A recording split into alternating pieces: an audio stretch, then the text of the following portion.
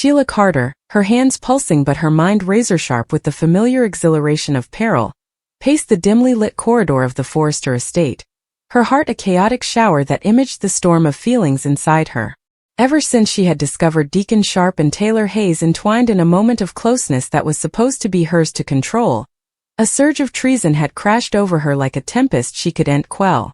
Every step she took was pointed by a blend of fury and fear, her palpitation quickening as the weight of her preoccupation settled like a gravestone in her casket.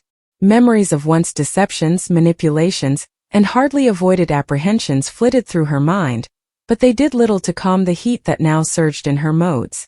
Sheila's eyes danced toward the murk, each corner of the hallway promising either sanctuary or battle. She gripped the cold essence of the handgun hidden in her fleece, feeling the reassuring weight of it against her win, the metallic taste of adrenaline sharp on her lingo. Outdoors the wind howled, rattling windows as though the world itself was apprehensive of the catastrophe poised to unfold. She could hear faint horselaugh and muffled voices, the unmistakable tones of Deacon and Taylor laughing, unconscious to the storm that stalked them. Sheila's breaths came in short, measured bursts, each gobble fueling a stewing rage that had taken times to cultivate, a admixture of abandonment, preoccupation, and the inextinguishable desire to assert control over the chaos that had come her life. Her studies twisted around a single dark objective: bone of them would pay for this treason, and only one outgrowth could restore the balance she believed she merited.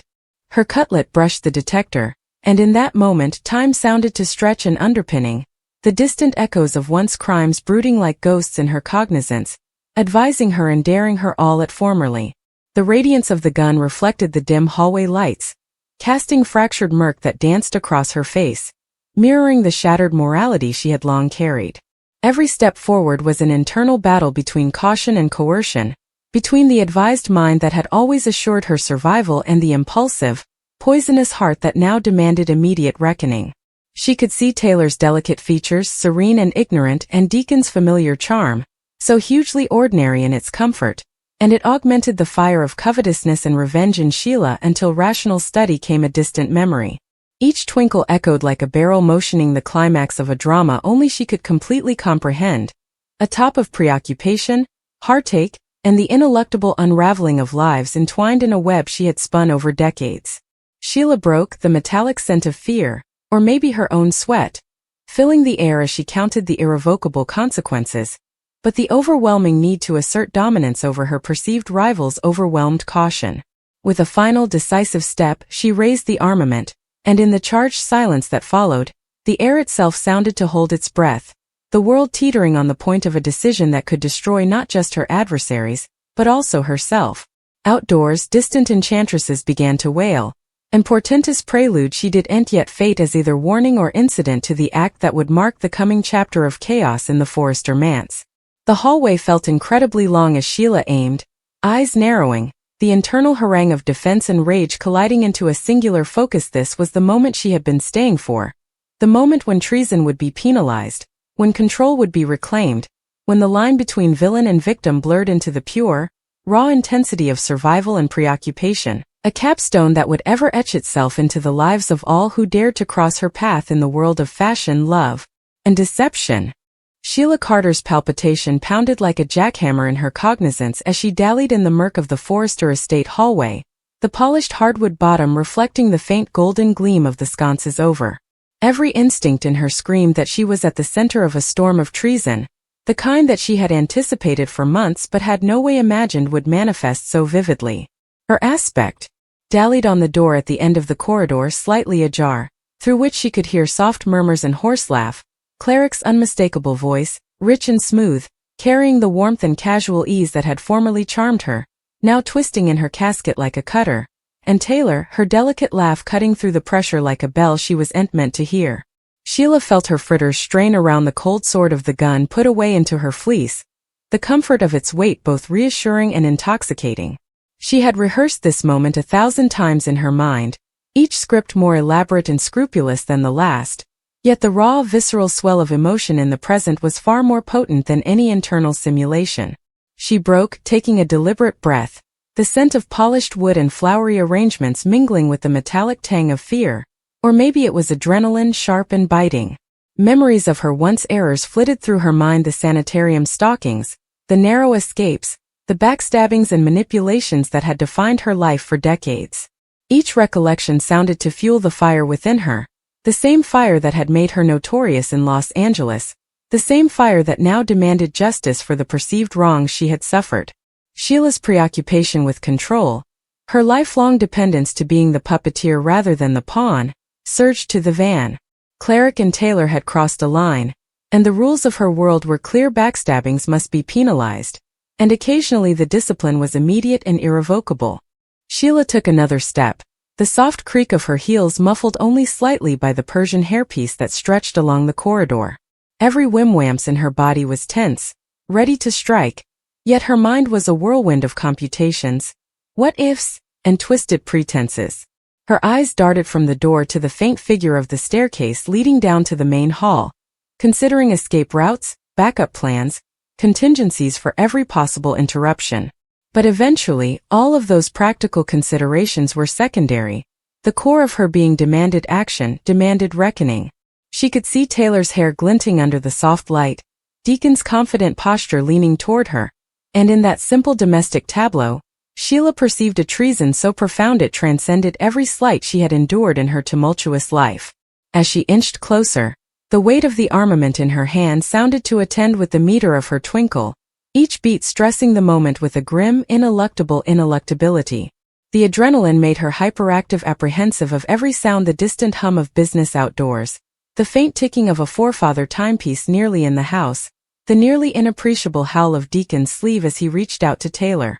Sheila's mind contended with dark fantasies, each one further intricate than the last, yet beneath the layers of planning, there was the raw, emotional verity. She was acting out of a blend of covetousness, possessiveness, and the imperturbable belief that no bone had the right to enjoy happiness that she had been denied. A memory suddenly struck her, unsought but potent times agone. When she had first encountered Taylor, there had been a moment, detail transitory, when she had imagined a life in which they were intertwined, bound by schemes and secrets, yet ever balanced by collective admiration. That fantasy had failed the moment treason entered the picture, replaced now by this burning desire for control and retaliation. The irony was lost on her. She was chastising not just the immediate treason, but also the echoes of a dream she had no way completely realized, the resentment of openings lost, the bitterness of love twisted into preoccupation. She broke at the threshold of the room, the door now incompletely closed, and raised the gun, the barrel glinting in the dim light. Time sounded to decelerate, each alternate stretching into eternity. She could see the subtle expressions on Deacon and Taylor's faces, Cleric's debonair smile, Taylor's relaxed serenity, and it burned a visceral response inside her, a violent blend of craving, rage, and the addicting exhilaration of implicit power over life and death. Her breathing came shallow, her body a coil of pressure, each muscle primed to act. She counted the consequences, the once apprehensions, the implicit captions, the shattering of reports, yet her logic was overpowered by the immediate, primitive need to act. Suddenly, a creak in the hallway behind her made Sheila snap. She turned slightly, the gun still raised, cognizance straining for the source. The faint echo of a step, deliberate and slow, reminded her that she was alone in her surveillance. A flicker of vexation passed over her face. Anyone who obtruded would be in handicap, another pawn to manipulate or exclude. Her studies flitted compactly to Bill Spencer and Rich Forrester, wondering if they tasted the storm she was about to unleash, if they could ever understand the depths of her preoccupation, and her determination to assert control. Sheila's aspect returned to Deacon and Taylor. They were now closer, voices soft, conspiratorial, laughing at commodity trivial, ignorant that the bloodsucker in the murk was calculating her coming move. Her cutlet brushed the detector, a shiver running through her body as the metallic taste of expectation hit her lingo. The world outside the room, the Forrester heritage, the fashion conglomerate, the web of connections, falsehoods, and secrets faded into impertinence. There was only this moment, the crossroad of preoccupation and occasion, of treason and revenge, of action and consequence.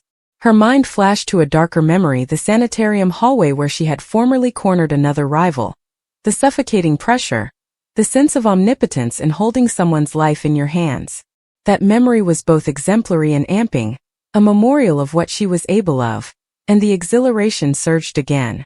She imagined the captions, the gossip columns, the shocked faces of the Forrester family, the chaos that would post-date, and it only added energy to the fire burning in her casket. And yet, indeed, as her hand tensed on the armament, a flicker of query crossed her mind. The eventuality for failure, for discovery, for arrest. It was real, but in Sheila's world, threat was an ever-present companion, and she had long ago learned that fear was a tool to edge the edge of her ambition. Each twinkle was a shower toward the ineluctable, each breath a preamble, each regard a evidence that the time to act had arrived. Sheila raised the gun completely, her eyes narrowing, the hallway lights casting fractured murk that imaged the shattered morality she carried like an emblem. She had only one decision to make: act and reclaim control, or vacillate and risk losing the power she so desperately craved. The world outdoors with its laws and conventions could stay. In this room, in this moment, there was only Sheila, the personification of preoccupation, vengeance, and the unappeasable thirst for dominance over those who had wronged her. Sheila's eyes locked on Cleric and Taylor, her grip on the gun unwavering as every fiber of her being whistled with expectation. The hallway sounded incredibly long now, stretching into a layer of pressure, the dim lighting casting angular murk across the walls and the polished bottoms reflecting shattered images of herself, a malformed reflection of preoccupation incarnate. She could hear the quiet hum of the air exertion, the distant murmur of business beyond the estate, indeed the subtle creak of the Forrester manse settling in the night, and each sound pointed the suspension like the meter of a ticking timepiece counting down to irrevocable consequence. Her mind contended with recollections, concentrated and pictorial. She flashed back the first time she had ever truly felt the intoxicating exhilaration of control, controlling someone who had undervalued her, brooding warnings that were as important pitfalls as they were exposures, watching the fear flicker in their eyes and knowing, without a shadow of mistrustfulness, that she held the upper hand. That same exhilaration coursed through her now, stronger than ever, amplified by times of experience, preoccupation, and the grim pursuit of dominance. She had come a master of reading emotion, prognosticating movement, anticipating vacillation. And yet, the stakes had no way been advanced. Sheila took another measured step, the heels of her thrills clicking vocally against the hardwood bottom. Deacon laughed again, the sound rebounding off the walls, each note grating against Sheila's jitters like a saw-toothed blade. Taylor's voice joined him, soft and melodious, a tone that had formerly been soothing to her but now served only to enkindle her rage. They were too comfortable, too confident, too ignorant. It was the ultimate treason, a tableau of closeness she had no part in but felt completely entitled to control. Her cutlet brushed the detector, and for a split second, mistrustfulness hovered to creep in. What if the shot missed? What if someone differently arrived suddenly? The legal ramifications, the implicit apprehensions, the reproach, they were all real, yet Sheila's preoccupation, her hunger for exculpation, drowned out the conservative voice in her mind. This wasn't about reason. This was about retaliation. Sheila's studies turned darker, more intricate. She imagined the chaos that would follow Ridge's horror, Brooke's shock, Bill's advised outrage, Steffi's gashes, the entire Forrester family thrown into fermentation. But none of that signified. None of it could overweigh the need to assert control, to discipline, to remind the world that Sheila Carter didn't bow to treason. Her palpitation whistled in coincidence with her twinkle, the adrenaline stropping her senses until everything, the light, the murk, the faint movements of her prey, came hyperactive, real, crystal clear. A flashback struck her suddenly. Times agone. In a sanitarium corridor bathed in fluorescent light, she had cornered someone who had wronged her, feeling the intoxicating rush of fear and power. The memory was pictorial, the metallic smell of the hallway, the quiet pressure, the palpable sense of being both bloodsucker and arbitrator. She relived it now, the exhilaration surging through her, buttressing her conviction. She'd not vacillate. She couldn't vacillate. Vacillation was weakness. Sheila's aspect shifted to Taylor, delicate and serene, a figure of grace ignorant of the storm stalking her. The sight touched off a flood tide of clashing feelings: covetousness, craving, wrathfulness, and a crooked form of admiration. Taylor represented everything Sheila asked but couldn't retain: stability, affection, perceived moral superiority. And yet, in Sheila's depraved worldview, this innocence was a provocation, a challenge that demanded a response. Sheila's breath came in shallow, sharp bursts as she sluggishly advanced into the room, the gun raised, each step deliberate, calculated, a bloodsucker circling her prey. Deacon's eyes widened the moment he honored her presence, the easy smile evaporating, replaced by a flicker of shock and confusion. "Sheila, what are you doing then?" he asked, voice tight, betraying a nervous pressure beneath his usual charm. Taylor's face drained of color, her hand flying to her mouth as she realized the inflexibility of the moment. "Sheila, please," her voice wavered, nearly contending, nearly narcotic, but Sheila's mind filtered through a haze of preoccupation and fury. Contending was inapplicable. Fear, defenses, guilt, none of it signified. Only the act, the assertion of control, the recovery of dominance signified. "You suppose you can hide from me?" Sheila whizzed, the words sharp, precise, laced with venom. "You suppose I wouldn't know? You suppose treason goes unpunished?" She could see the micro-expressions, the subtle flickers of recognition and fear on their faces. Every detail fed her preoccupation. Every response fueled the fire of defense in her mind. Taylor's eyes filled with gashes, and Cleric artificially stepped slightly forward, defensive, confident yet uncertain. "Sheila, this isn't necessary. Let's talk about this." He faltered, doubtful how to navigate the dangerous intensity radiating from the woman in front of him. "Talk." Sheila's laugh was a soft, cruel scrape. "There's nothing to talk about. Words do'n't abolish treason. Justifications do'n't restore what you've stolen. Conduct speak and I take action." Her cutlet tensed slightly on the detector, the metallic weight in her hand anchoring her swirling preoccupation. Sheila's mind drifted into the curl of her own narrative, her compulsive inner harangue colliding with reality. "This is how it ends. This is justice. They crossed me and now they'll pay. Every moment they laughed, every touch, every look, they provoked me. They forced my hand. They forced me to remind them who holds power."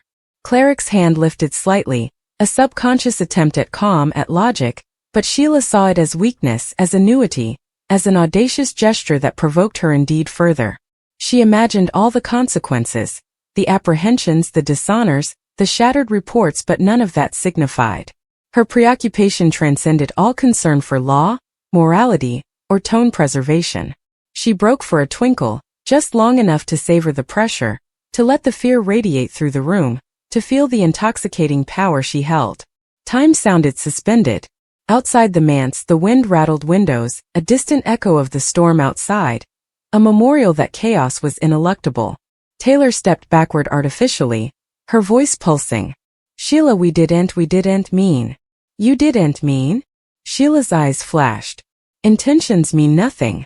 Treason is treason, and consequences follow. You have no idea what it's like to be dismissed, to be undervalued, to be cancelled. But I do. And now you'll understand." Cleric's jaw tensed. "Sheila, I know I wanted to hurt you. You know that.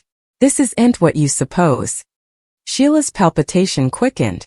Every reason, every denial, every delicate defense was inapplicable.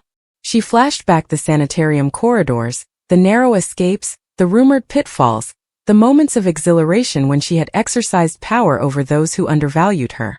All of it gathered into a singular clarity: treason had to be penalized, and she'd act decisively. Her cutlet floated over the detector, and in that moment, the room sounded to constrict around her, the murk stretching, the air thickening, every twinkle echoing with the pledge of unrecoverable action. She imagined the chaos, the fallout, the shockwaves her conduct would shoot through the Forrester family and beyond.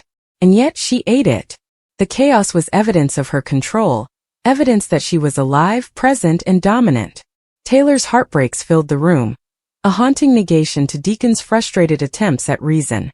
Sheila's mind split between pleasure in the power she applied and the spontaneous, nearly subconscious fear of consequences. Yet fear was secondary, inapplicable in the face of preoccupation. She had survived worse, manipulated more, and now she'd strike with perfection. "Stay back," Deacon said forcefully, stepping slightly in front of Taylor, trying to shield her. But Sheila's perception interpreted it else. "He's trying to challenge me. He's trying to assert control. That's arrogance. That's exactly what must be crushed." Sheila gobbled sprucely, A regular, controlled breath that masked the storm of adrenaline within. She concentrated entirely on the act, on the moment, on the prosecution. In her mind, every variable was calculated, every script anticipated. Nothing could stop her. Also a memory intruded: Ridge, Brooke, Bill, the family, the conglomerate, the world that